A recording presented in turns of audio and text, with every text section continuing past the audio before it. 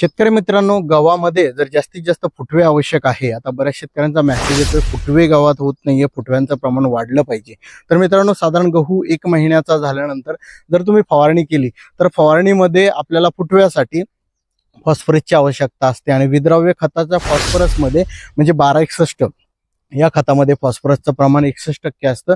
त्याचा जर वापर केला म्हणजे प्रति पंपाला आपण 100 जर ग्रॅम त्याचा वापर केला, 100 ग्रॅम प्रति पंप आपल्याला वापरायचा आणि खोडकिड्याचा प्रादुर्भाव आपल्याला दिसेल किंवा इतर किडींचा प्रादुर्भाव दिसत असेल तर आलिका आपल्याला वापरायचं 10 मिली प्रति पंप आपल्याला आलिका वापरायचे.